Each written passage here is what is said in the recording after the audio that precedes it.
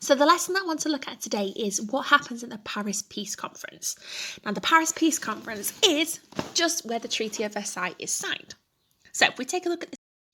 Now, after the war, many countries are angry and they blame Germany. So they decide to sign the Treaty of Versailles at the Paris Peace Conference. Now, hopefully you should have already looked at what different countries wanted. So George Clemenceau from France, he wants to be really harsh. He wants to be the harshest.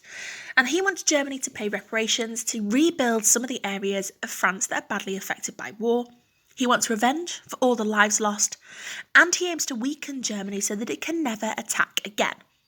Ideally, he wants the Rhineland to be a completely separate independent state. Now, David Lloyd George for Britain is a bit in the middle, really. He wants a bit more of a cautious approach. The British public wanted Germany to be punished, but Lloyd George knows that Germany would then want revenge. But he also wants to keep Germany strong so that it can trade with Britain and act as a buffer to communism.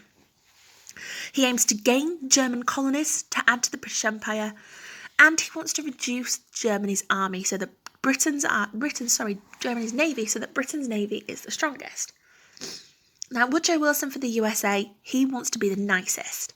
He wants a fair peace so that Germany won't seek revenge, and he proposes the 14 points, which include the foundation of the League of Nations, self-determination and freedom of the seas, but the American public don't want the USA to get involved in foreign affairs again. They are an isolationist country in which they don't want to be close. They don't want to be involved in stuff. To be able to remember the terms of the treaty is by using gargle. So G-A-R-G-L-E. Now the first one for G is guilt. And this is article or clause 231. And in this, Germany is made to accept responsibility for the war. They don't feel as if they as if they've started the war, and they don't want to accept that responsibility. Now, your next one is the army. So Germany's army is reduced to 100,000 men. They can't use conscription in that army, and Germany's only allowed 6 battleships, so the rest of their ships go into Britain. They are only allowed 15,000 men in their army, with only 1,500 officers. They aren't allowed any submarines. They're allowed no air force, no tanks. So really, it is kind of the bare minimum that they're allowed. Next one is reparations. Now, this figure isn't decided until 1920. And in this, Germany has to pay for the damages that it caused during the war. And the figure that it is decided upon is 6,600 million or 6.6 billion, whichever one you can remember. Is that German territory? So Germany lost 10% of all the land that it owned. It ends up being split in two, as a strip of land goes to Poland to give Poland access to the sea. That's known as the Polish Corridor.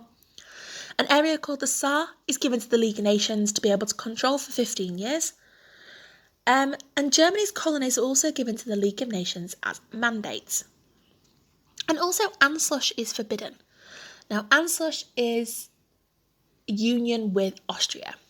People felt as if Germany and Austria were the same country. That union is then forbidden. And your next one is the League of Nations. Now, this is Woodrow Wilson's idea. The League of Nations was supposed to be like an international police force, which meant that all countries would have to work together to be able to stop a war. And Germany is not allowed to join until they prove that they are a peace-loving nation. Now, this is a really good point. Now, this could potentially be maybe a question. They could phrase it a 16-mark question. Something like, maybe, I don't know, it could be something like David Lloyd George was the happiest the Treaty of Versailles. How far do you agree? But the fact that these countries can't decide, nobody is ever satisfied with the Treaty of Versailles, particularly Germany. Germany feel that it is unfairly harsh, and that the military, territorial and economic terms they faced are going to ruin them. Now, let's have a look at the German reaction. In 1918, late 1918, the Kaiser abdicates and he leaves the country. Now, Germany is then faced with multiple different threats. People try to take over the government, So your first one, January 1919, your Spartacists. Then 1920, you got CAP. And Germany have to set up a new type of government. Now, Berlin is deemed too unsafe for the government to be stationed. So they move the government to Weimar, a small town, where they're hoping that it would be much safer.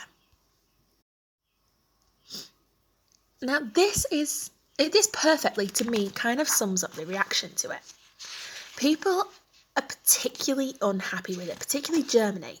And Germany see this as a diktat. Now, the war guilt clause means that Germany accepts responsibility for starting the war, and it's particularly hated. They don't feel they've started it. They'd been told that they were winning the war, so they feel as if they've been stabbed in the back and betrayed by the government. Stabbed in the back is a good one to use because that is how they feel.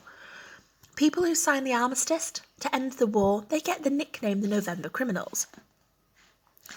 The people were starving because Britain had blockaded German ports during the war, so little food had been imported into Germany, and they were desperate and needed help. They didn't see how they could cope with the punishments that they were facing. The Kaiser had been forced to abdicate before the treaty was signed, so there was uncertainty about how the country would run. People also felt that the person who was responsible for the war, the Kaiser, needed to be punished, so there was no need for further punishment for the people. The German people felt it left them vulnerable.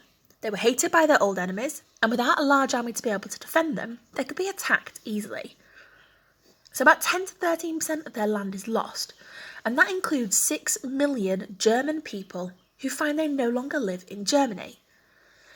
And finally, German people feel the treaty was forced on them, and they were not allowed to negotiate the terms, and they called it a diktat, meaning dictated peace.